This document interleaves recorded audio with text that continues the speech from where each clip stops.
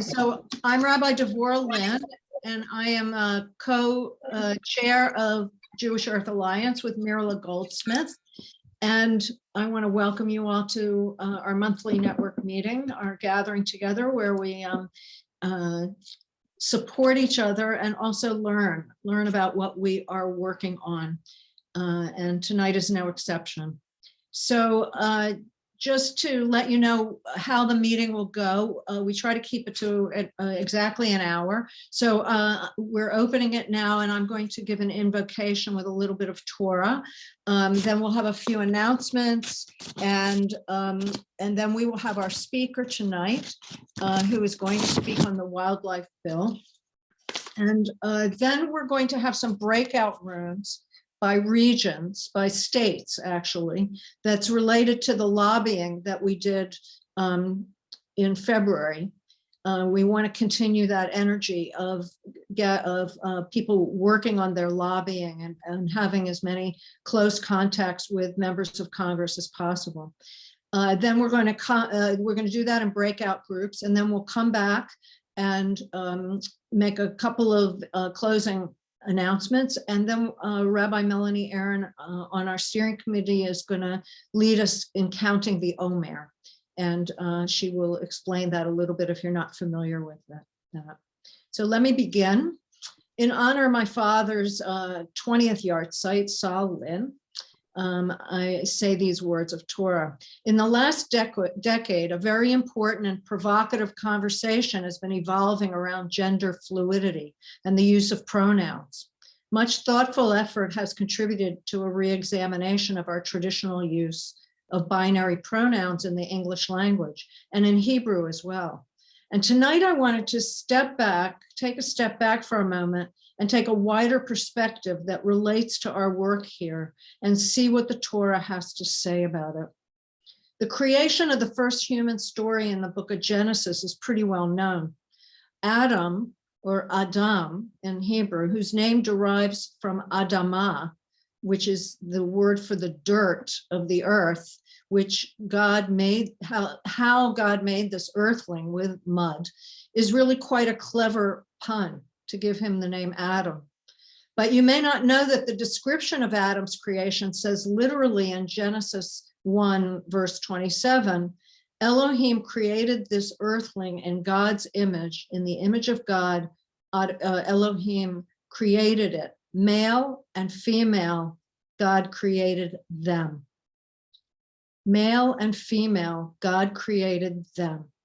We, in our mind, in our mythology of that story, we think of God just creating a male, but it says specifically that this was an androgynous creature. Many have discerned that the first creation of our species was androgynous, both male and female, in God's very image. It's a pretty radical statement. Another mysterious fact in plain sight was taught to me. They don't teach you these things in Sunday school, I guarantee it. Another mysterious fact in plain sight was taught to me by Rabbi Mark Sameth, who coyly says we should be reading Hebrew from left to right, not right to left sometimes, to discover secrets in the sacred language. And sure enough, everybody's always wondering where the name Moses, comes from. It's an unusual name. He's the hero of our Exodus and liberation story, but he doesn't even appear in the traditional Haggadah, which is very strange. Well, Moshe, spelled backwards, is Hashem, which is one of the most common names used for God, which means the name. Moshe backwards is Hashem. And to top that one, the most sacred name for God, the one we know not how to pronounce, nor can truly figure out its meaning, Yud He Vav He. It's called the tetragrammaton because it's 4 letters. It's an unclear version in Hebrew of the word to be. If you look at it backwards, it spells who, in Hebrew, it spells who and he, which are the pronouns he and she. This is in the most sacred name of God. All you have to do is, so the divine being is non-binary, as was God's creation of our species, both male and female. So if you want more on this, if you want to go into depth, a dear friend of mine, Noam Sienna, has written a book called A Rainbow Thread that researches Jewish texts in discussion with gender fluidity.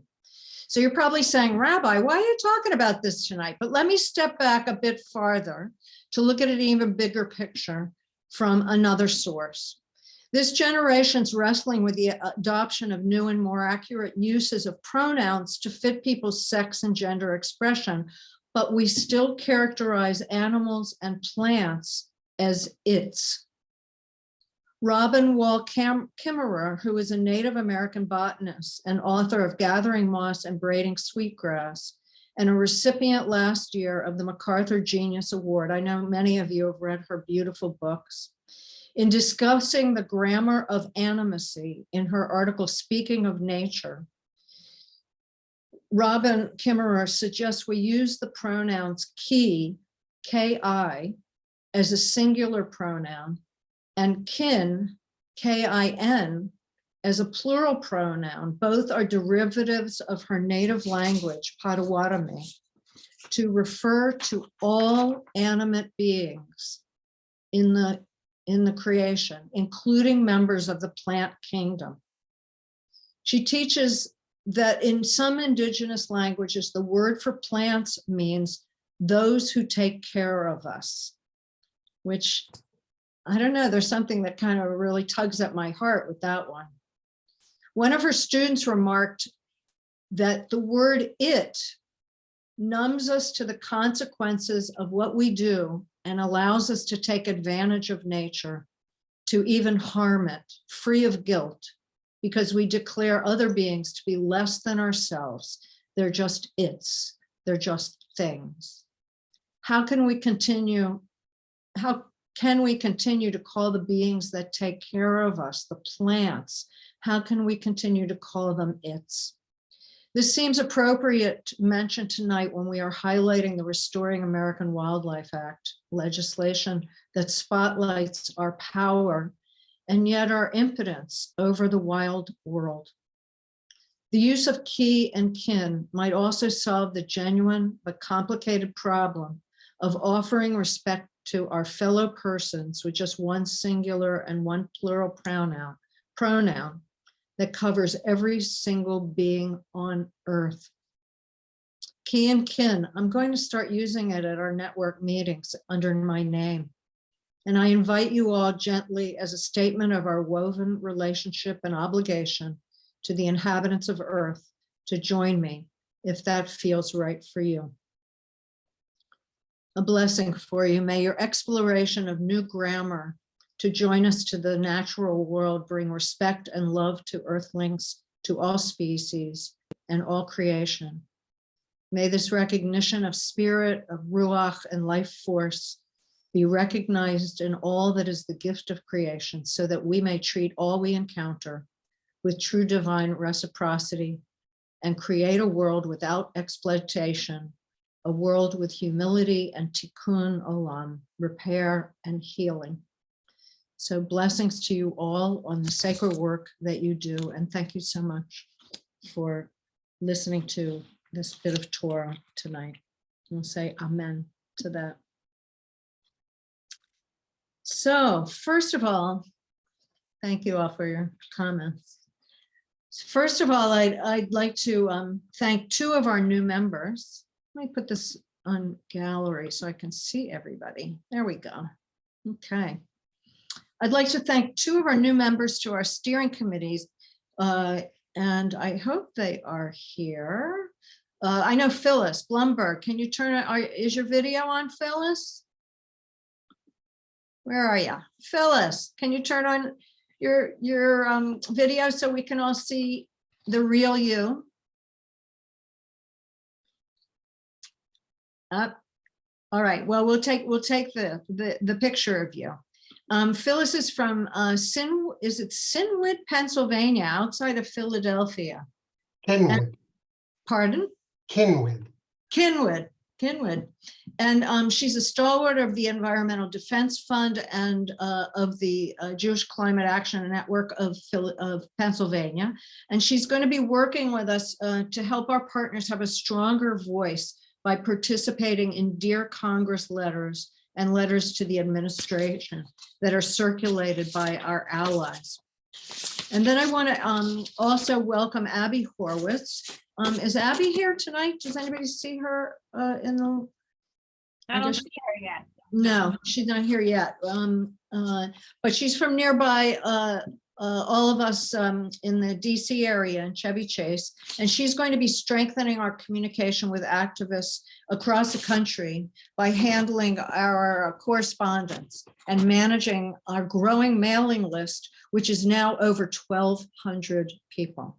So that's really quite fantastic. But we've run out of some of our original energy to cover it all. So with that, that gratitude to those two new people who are helping us, I want to introduce our speaker tonight, John Kanter, who's been a wildlife conservation policy, education, and in wildlife conservation, policy, and education and management for over 30 years, and is now a senior wildlife biologist at the National Wildlife Federation. He previously worked at the New Hampshire Great Bay National Estuarine Research Reserve. He's a graduate of Ohio State University and the University of New Hampshire in wildlife ecology. John Kanter will speak to us on how the Restoring the American Wildlife Act funds can and will be spent at the state level. So welcome, John. Thank you very much for speaking to us tonight. And we will put you on with your beautiful slides. Well, thank you very much for inviting me to talk to you all this evening about Recovering America's Wildlife Act. Do I understand correctly that Naomi Edelson has presented to the group before on the topic and the bill itself? Yes, I think, it was like at the end of the year last year when we were hoping that it would pass in the lame duck. December meeting. We were so close, close. But okay, so what I want to speak about tonight is to give you some examples of the kind of projects, the kind of participation that would be available to all to participate in the development in the implementation of funds that would be coming from the Recovering America's Wildlife Act. And I just give me a quick nod or a thumbs up or we've got it if my slide is up there with the male monarch butterfly. Not quite, but we know you can do it. We had it before. Okay. All right. I'm gonna have to unshare my screen here. Let's see. And do that again. Let's see.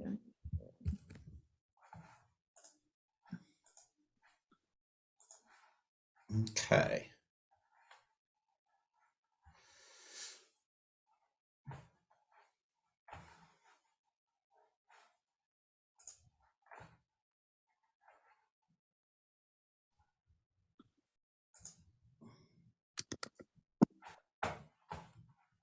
There we go. Well, we're almost there. Time. There you go. Is it there? Yes, beautiful. All right, good. Yes, and there was little discussion before when we were previewing the slides as to whether or not this was a male or a female monarch butterfly, and the little black dots on those the smaller wings, what we call the hind wings, there indicate that that is a male monarch butterfly, and it's a very appropriate species to be talking about for Recovering America's Wildlife Act. I spent most of my career as the head of the Non-Game and Endangered Species Program in the state of New Hampshire. We dealt with all species, most of the species that occur, anything that isn't considered a game animal like a deer or wild turkey, or a sport fish like a trout or a bass, which is the majority of the biodiversity. And in most state laws, there are two ways in which wildlife are conserved through like the legislative oversight of the state. There's often an Endangered Species Conservation Act, which mirrors the federal law and gives the authority to the state wildlife agency to be able to do recovery of federally listed endangered threatened species on behalf of the federal agencies or federal entities. And then there's the usually called non-game species acts, which kind of recognize this part that state agencies play in the stewardship of living things, of animals. Really, mostly it pertains to non-domesticated mammals or animals of the members of the animal kingdom. So there's usually a couple of different pieces of legislation, which are really, we call those are, the public trust, statutes that cover how wildlife is treated.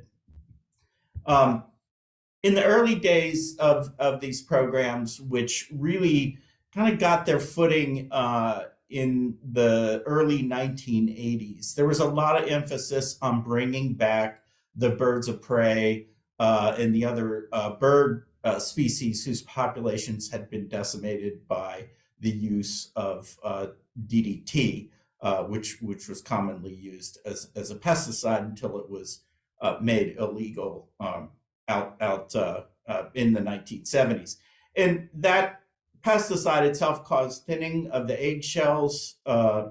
It was especially prevalent in birds of prey, being at that higher end of the food chain. In the chemical was compounding itself, bioaccumulating, as they say, and causing these problems. So peregrine falcons, the one kind of on the left there, the not bald eagle, they were completely gone east of the Mississippi in the U.S. And populations of bald eagles outside of Canada and Alaska, were like less than like 5% of what they had been. But it was a combination not just of the banning of DDT, but the development of state and federal programs to actually at the time work with falconers who had captive populations of some of these birds of prey, to develop techniques to release them into the wild. They were very successful, and both these species have come off of the federal and most state lists that they were on. Their populations are almost fully recovered throughout their historic range.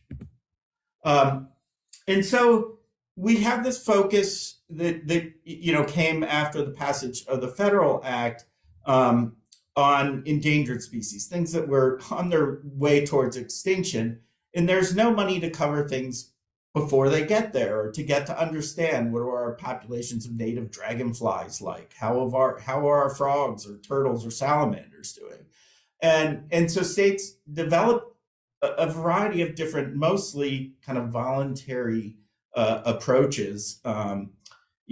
Specialty license plates where you pay an extra. In the course, in the state of New Hampshire, it's like $35 on top of your regular registration. Some of that money goes to cultural conservation or cultural restoration. Some goes to wildlife conservation. Income tax checkoffs, donations. Some have special lottery. I know Maine always had a loon lottery in the proceeds. Some of the proceeds of that went to them. But really, this kind of bake sale approach, or hodgepodge approach to getting funding is not going to create enduring programs that take care of the wildlife that we are stewards of. And in 1994, Naomi Edelson, my colleague at NWF and now very close friend, launched an effort to she was with an organization called the Association of Fish and Wildlife Agencies. It represents all the state wildlife agencies across the country in Washington. And fairly newly out of her graduate program, became the center of this effort to get federal funding for the conservation of the full breadth of wildlife. And she called a bunch of us state biologists who thought we were going to, run around in the woods all the time through our career, to become part of this effort to get long-term dedicated federal funding. And that was launched in '94, and there's been a tremendous amount of success, but not what we want out of Recovering America's Wildlife Act, which is durable funding that meets the need that is out there. What the success that came through the efforts in the early '90s into 2000 was called state and tribal wildlife grants. So since 2000, all states and recognized tribes have had access to federal monies. They're allocated based on the number of people in the geographic area. And then the states are required to come up with a matching dollar, 25% or a 3-to-1 match. So, and the federal funds being $3, the state funds being $1. And since the launching of that program, it's really averages about 50 million for the entire country. But we've seen some tremendous success stories, and there's a publication that came out at the 20-year anniversary of this that highlights some of, and this is just a couple of pages from the insert of that highlights some of these funded programs that have really had some tremendous impact despite the small amount of dollars. And the other part of a state receiving these federal funds is that it requires, since the funds first became available in 2000, the states had a few years to develop a wildlife action plan. And so all states and territories who are receiving these monies and want to continue had to develop these wildlife action plans. And this is the first of two that I was responsible for organizing and producing in New Hampshire. But again, this was done in every state, and it was congressionally mandated in order to continue to receive these federal funds.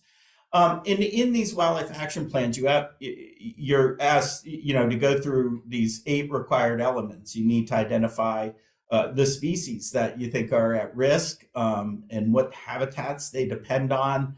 What are the threats? We think of habitat loss, but of course now, even the evidence is so mounting on the impact that climate change is having on wildlife populations. So there's another threat. The spread of diseases from one continent to the other through global, trade stuff is another, threat that we see emerging and having a tremendous impact. So it's not just about habitat, but it's about abating these threats. And then the action plans is the action in the title implies are required to say how state of New Hampshire or Georgia are you going to put these plans into action to either restore your rare species or to prevent species from needing protection and through the Federal Endangered Species Act.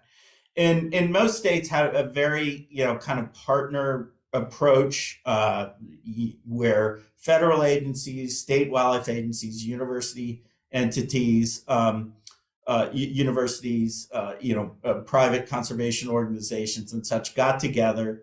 In Nebraska and other states, they did actually a really great job of bringing in, the farming and ranching communities to help with the development of these plans. So they're meant to be inclusive. So there are more than just requirements on the biological side. It's also on the public side. And this is because this is an investment in the wildlife that we all cherish and hold in trust.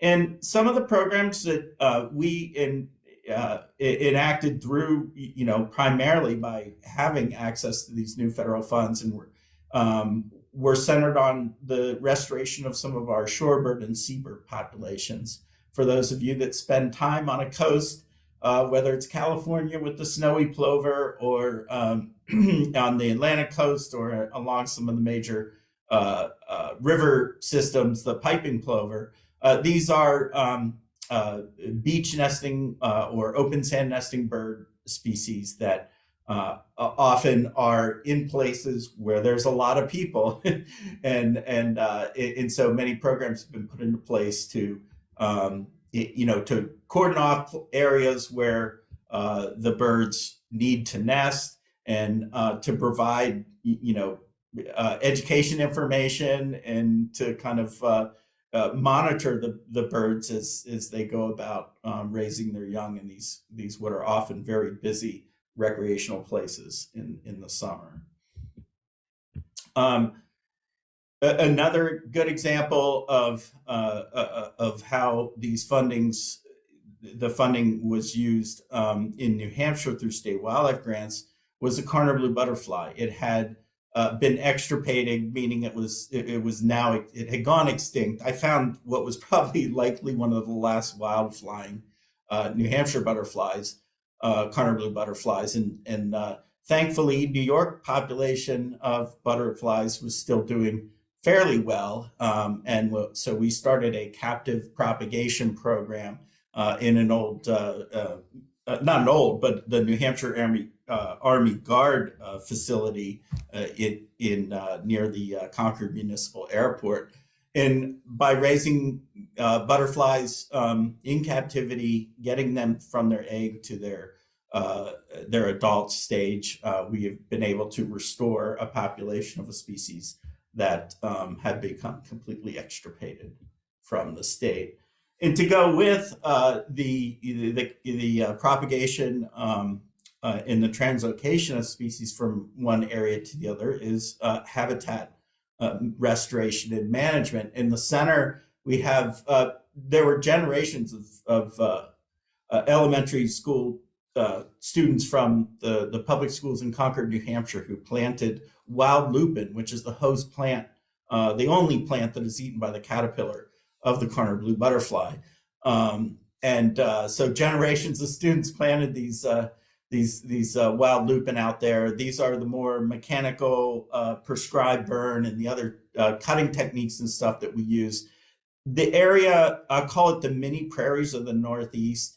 Very sandy soils caused by these big sandy outwashes in glacial lake beds after the glaciers retreated, and they're very droughty, even though they're in pretty moist and temperate climates, because there's like 100 feet of sand and before you reach bedrock. And so these traditionally, and indigenous folks probably were burning them fairly frequently too, to get acorn production from the oaks and stuff that occur in these habitats. But so it's not just about propagating more and releasing them, it's also about restoring habitats. In another situation, we were able to use the state wildlife grant funds to restore seabirds to the islands it's an archipelago known as the Isle of Shoals that goes from Maine. About half of it is Maine and half of it is in New Hampshire. And this is an old lighthouse keeper's house that we were to use as a base when we were doing this effort. This was in the late 90s. The thing that had happened, and it has happened with seabirds, not just in the Atlantic and Pacific or Gulf, but across the globe, is that the populations of seabirds are kind of out of balance because there's an unfair advantage. In this case, things like herring gulls, great blackback gulls, the things you commonly see at the coast now weren't so common at one point. It was through open landfills, once larger commercial fishing got going, that these guys were able to nest in parts of the ocean, in islands where they had not been able to access before, because they were just so good at taking advantage of these new food sources, and hence the other birds that use these islands for nesting were driven out by the competition. And so we had these kind of tried and true techniques that had been used in some other situations where there's a speaker there on the top photo. This is back in the days of a CD Walkman kind of thing, with a solar panel charging it, and it played a continuous turn colony sound. And then we made these decoys and put them out there. There's in the very first year, this is my photo there with there's a tern offering a fish to a decoy. We got 5 pairs back in that first year of the effort. We had given ourselves 3 years to see whether or not it was going to work. Now it is the largest colony of common terns that are nesting in the Gulf of Maine. There are over 3,000 pairs. This is what happens when a peregrine falcon flies over a tern colony. That's why they all nest together in one place, so they can drive off predators. John, I hate to interrupt you. I'm a little concerned about the time, and sure. Are fabulous. I'm just wondering, the interface between these projects and how you see this act going forward. The importance of passing this act in order to rather use state money, use federal money. Yeah. So what I'm doing here is giving an example of the kind of projects with a little bit of federal money. So we're talking about 50 million on average nationwide.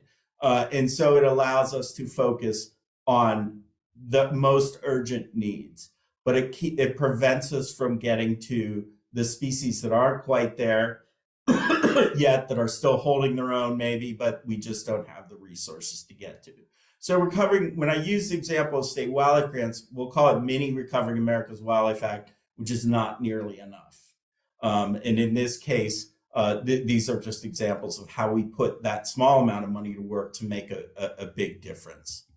And here's a classic example of a species that, with Recovering America's Wildlife Act, we have developed, working in concert with universities, volunteers and such, detailed plans of the places on the ground that we need to go to conserve these species, to develop nesting sites where there are none that exist in areas that are heavily eroded, where the turtles are getting hit when they go out to nest, and to buy conservation easements and protect land. And again, we have these plans in place. They have benefits for a wide range of species, yet we do not have the money to implement them. And so state wildlife grants, as we now work towards getting Recovering America's Wildlife Act passed, and I don't know what's the factor of however many 1.4 billion represents versus the 50 million, will allow states to work together to recover the full array of wildlife, not just those species that are on their way towards extinction. So you see states working together regionally. Yes, yeah. And let me just, so another aspect of all the wildlife action plans are very place-based information. This multicolored map is showing different priority areas in a portion of New Hampshire. These are given to communities. For those of you familiar with New England, land use decisions are made at the local town level by planning boards. If they don't have good information about where wildlife and special habitats are, to protect that or to plan development responsibly around, they're not going to be able to take action. So as I said, it's a scaling up. It's a very highly accountable program.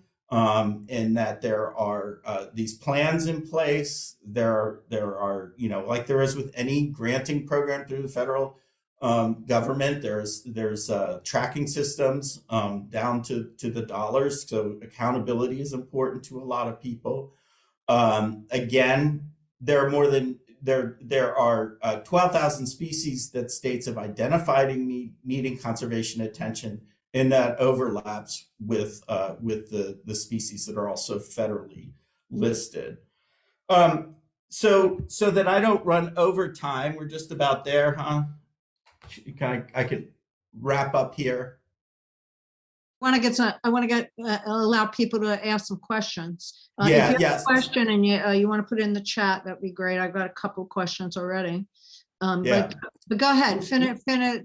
Let me wrap up with this one here, because I think this is a good one. So as I alluded to at the beginning of my presentation, is that there are many of us who went into this career thinking that we would be out banding birds. This is me and my son and daughter. He is now a wildlife biologist doing research on bats in Montana, and she is a nurse on a surgical oncology floor. But I kind of pictured that would be much of my career, would be banding these birds, tracking their populations, and spending a lot of time out in the field. Little did I know that it would be another big half of it would be working on developing stable and dedicated funding sources for the protection of our wildlife. And this is me with then Governor Maggie Hassan, now Senator Maggie Hassan, reading a proclamation about the program in its first 25 years. So I'm here to ask all of you, as we have in the past, to reach out. Right now, we have a bill in the Senate. Recovering America's Wildlife Act has been reintroduced. The need is to get co-sponsors, is to contact senators to co-sponsor the bill.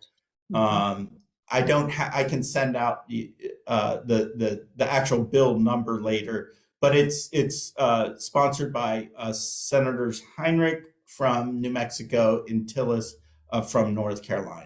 Yeah, that's all in our action alert. So we have great. Information out to them. And what you need are what they're looking for, particularly, is a bipartisan co-sponsors, right? That anybody who we have here who's in a state that is more Republican representation is particularly needed to get them on board too. Absolutely. So, yeah. Absolutely. Okay, so I have one question from Barbara Adler about funding, and that there was the reason they gave that they didn't pass it last year was because there was not the proper funding source. Do you know if about how that is going to be resolved, or do you have any idea where that's not in the wheelhouse? What we know is that there are viable options, and the two senators, the prime sponsors, are kind of holding that information until they go through some procedural stuff. And I don't want to get into the weeds on this. Our government affairs director explained it to us. But basically, they do not. If that information, is like misconstrued, or somebody else wants to tag it to their bill, I guess the least it's important for them to hold that until they are ready to put the bill forward for passage. Right. Okay. Yeah. The current bill is S 1149, and a follow-up question from Bobby is: are there any changes in the bill from last year? Well, funding for one thing. but I don't know if you're familiar with any major changes or minor changes that would impact. There are not in the Senate, because the Senate, whether or not a new version comes up through the House, but the Senate, they want to get this on the floor for a vote now. They can't make, there is technically a connection back to the previous Senate bill. Mm-hmm. So they didn't make any substantive changes, and they really can't with this strategy of taking it to, it doesn't have to go through committee anymore. They could just take it right to the floor for a vote. Right. And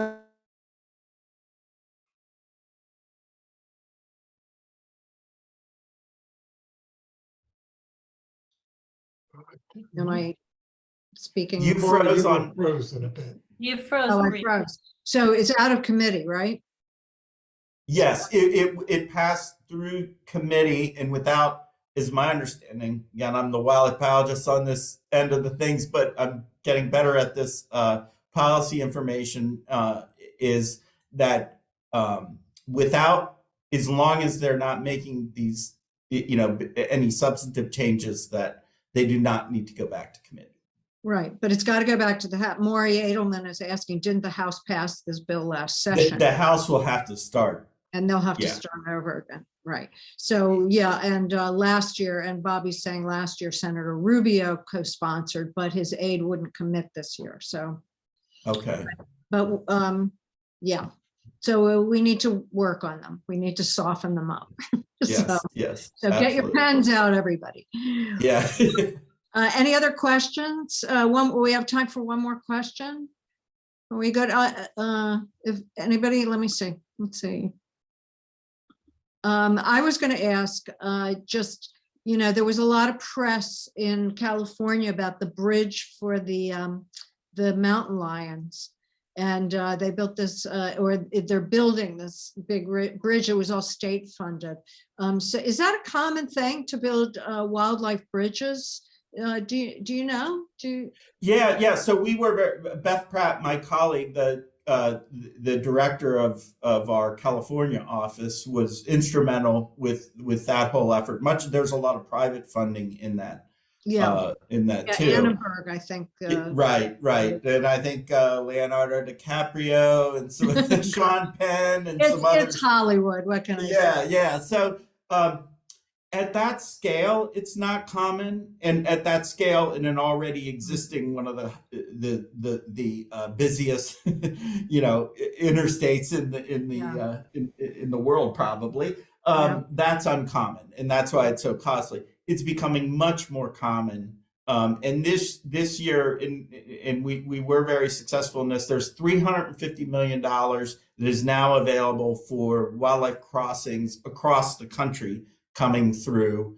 I believe it's either the Inflation Reduction Act money or the bipartisan infrastructure money. So money that's already been passed. Yeah. Oh, great. Oh, because it's in the infrastructure. Oh. Yeah. Ooh, infrastructure for the animals. It is. It's big time. And when people say to me, like 1.4 billion, isn't that a lot to ask for? We don't just need 1.4 billion. When we're talking like infrastructure projects, removing dams to allow salmon to pass, we're talking millions in one project alone. Yeah. All right. Well, thank you so much. I'm sorry that we have to move on, but we want to do an action tonight. Actually tonight we want to follow up our lobby day. Thank you so much, John. John Kanter from the National Wildlife Federation. Thank you so much for coming and answering our questions and helping us with the wording that we're going to be using to lobby our congresspeople. Great. And the beautiful. Great. And thank you for inviting me. All right. You're welcome. All right. So let's see. So now I'm going to turn this over to Judy Burlfine from Encinitas. Did I get that right? It's Encinitas. And Ed is saying, when we introduce tell people list of states will appear. Okay. So Judy, are you there? I'm here. Okay. Good. So get us in groups and get talking. And we're preparing to go into breakout rooms. We'll be in there. We were saying 10 minutes, but it might be a little less since we're going late. Yeah. And we're going to break up by state so you can get to know people on this call who are from your state. When you first get there, introduce yourself. And then for those of you who were at the lobby day, we'd like to go around and share something about your lobbying experience and begin to think about lobbying again. We'll be having another lobby meeting around Tisha B'Av in July. And in addition to that, the Interfaith Power and Light is putting together a sign-on letter for organizations to support recovering America's wildlife bill. So talk amongst yourself if you can brainstorm up organizations you know that might be interested in signing on. And we won't have time during the call to do our action to either call your senator or send an email, but we highly encourage you to do that as soon as we hang up from this call so you don't forget to do it. So Ed is going to go ahead and make it possible for you to go into a breakout group with other people from your state. Thanks, Ed. Okay, so how long? Ed's asking how long. Should we say 7? What's the most number we have in a group? Do we know? From California or New York or Philly? Okay, let's say, I think an unlimited number of people can go into any group. Right. But I'm just thinking, okay, let's say 7 or 8 minutes. How about we say 7 minutes? Okay. We'll come back for a couple of minutes at the top of the hour. Okay. Okay, so do people need to click on anything, or Ed, are you putting them directly in their groups? No, you have to. They'll need to click. Do you not see a list to choose from? No. When I click on breakout rooms at the bottom of the screen, and then I see a list. So everyone look at the bottom of your screen where you see participants, chat, share screen, record, and then it says breakout rooms, and click on that. And then when you see your state, click join. And if you're not from California, Florida, Maryland, New York, or Pennsylvania, we'll put you in. You'll stay in the main room and you'll be with me. Okay, great. Okay. Well, actually, Marilla, there's a other room. So if you go to the other room.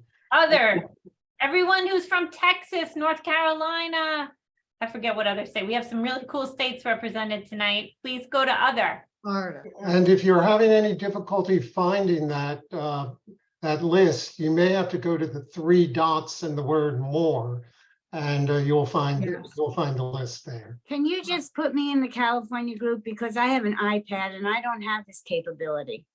I can try. To California? Yes, please. Okay, I'm going to go to Florida. Okay, you should be going there. Okay. Join Florida. Yeah. Okay, let's see.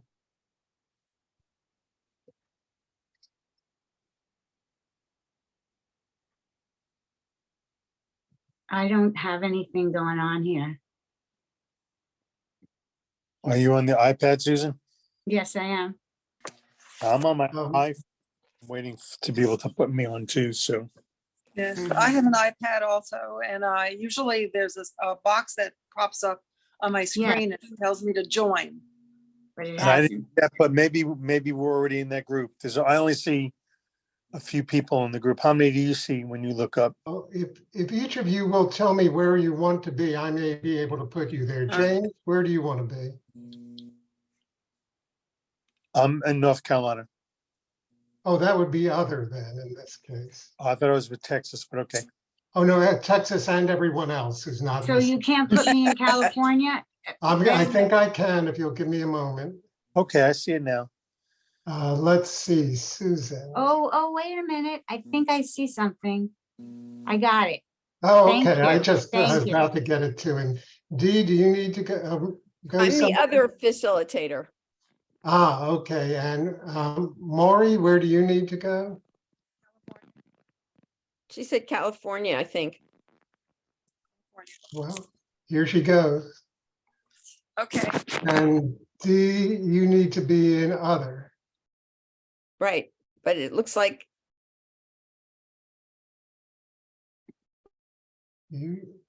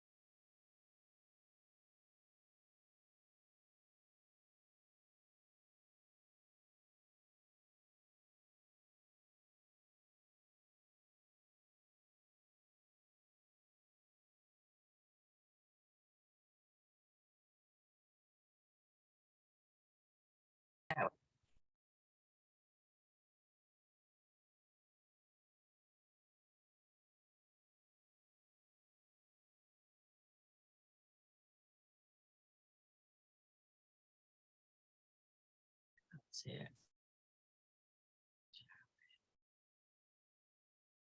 Stephanie, a lot of people should be coming in about 10 seconds. I was forced to come back in. That's funny.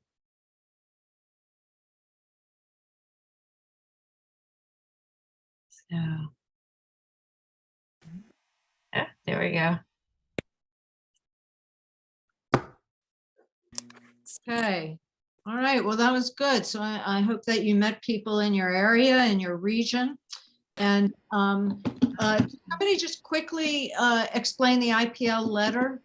What are we waiting on that, and what's the topic?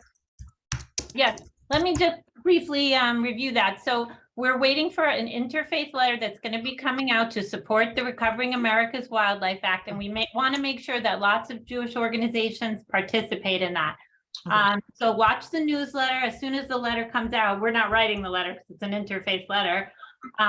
It'll be in the newsletter, and we're asking you to reach out to organizations that might be interested in signing on. And since this is a bipartisan effort and it's about caring for creation, we think all Jewish organizations should be able to support it. Okay, terrific. Let's All go right, so- on, because I know we're running late. Yeah, we're running late, so look for that. And Susan, if you have a question, can you put it in the I chat? just wanted to know, are you talking about our congregations or are you talking about a JCC? Oh. Well, Both. right? Yep, I didn't hear you. both, any of them, either. Okay. Yeah. So just a reminder to call your senators on this and get the bill on the floor and to a vote, and with co-sponsors. And thank you to all the participants. Thank you to John Kanter and our techie Ed Kopp and Judy Burlfine for helping with the leading the charge on the breakout groups. And Muriel, of course, for all the work that you do on the action alert. All right, so we want to conclude the meeting with Rabbi Melanie Aaron, who on our steering committee, who is going to lead us down the yellow brick road from Pesach to Shavuot for the counting of the Omer. So we're going to count the Omer together, and we'll stay online maybe for another 3 or 4 minutes. If you have a Google Calendar like I have, every single day is exactly the same, all of those hours. The Jewish calendar isn't like that, right? In addition to Shabbat and holidays, we have the days before, like the days of Elul. We have the days in between, like the Sphira, the time that we're in now, the counting of the Omer between Passover and Shavuot. So we began at the second night Seder, counting the Omer, and we will continue for 49 days until we get to the 50th day, which is Shavuot. I'm going to invite you to say the blessing with me. It's just like the blessing for the Hanukkah candles, except it ends Al Sfirat HaOmer, for the counting of the Omer. So let's do that together. Baruch Atah Adonai Eloheinu Melech HaOlam Asher Kidshanu B'mitzvotav V'tzivanu Al Sfirat HaOmer. Now, the only tricky thing is we don't just say it's so many days, it's 13 days. But we say it's so many weeks and so many days. That keeps us in tune with the cycle of 7 weeks to get to the 49. So tonight is the 13th, which is 1 week and 6 days. Hayom shlosha asar yom shehem shavua echad v'shisha yamim la'omer. So why count the Omer? It connects us to nature, to the cycles of growing things. It originates with the early grains, the barley in Israel. But for me, it also connects with a sense of appreciation and perspective. In the Psalms, we're taught, teach me to number my days that I may attain a heart of wisdom. And if we think of each day counting in a particular way, it makes us think more about what we do and what these days mean to us.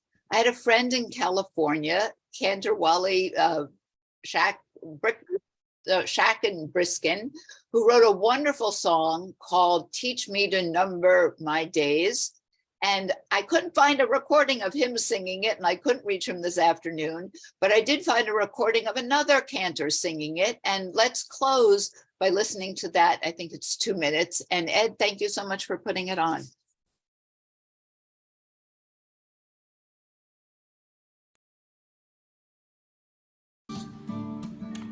Teach us to number our days.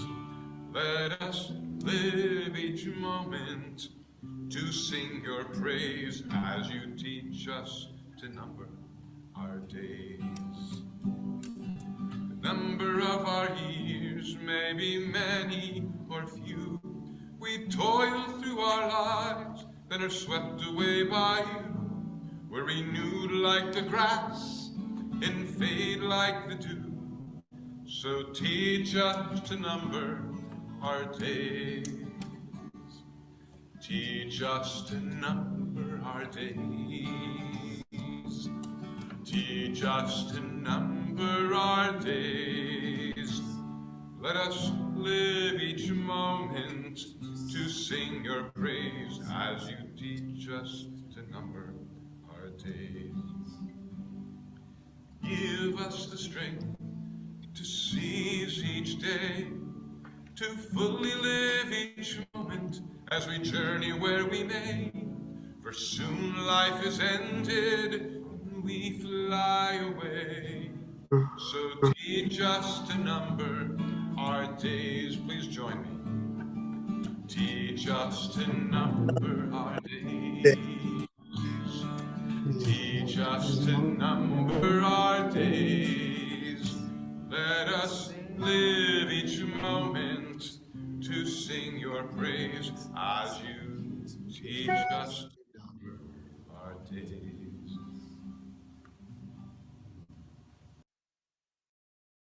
Erev Tov, and may we attain that heart of wisdom. Thank you so much, Helen. That was beautiful. What a beautiful voice he has. And look, how many people stayed on just for the last few minutes? That's wonderful. Thank you. We love you. Keep up the good work. And thank you, Tzedek, Tzedek, Tirdof. and thank you, Deborah, for all you've done.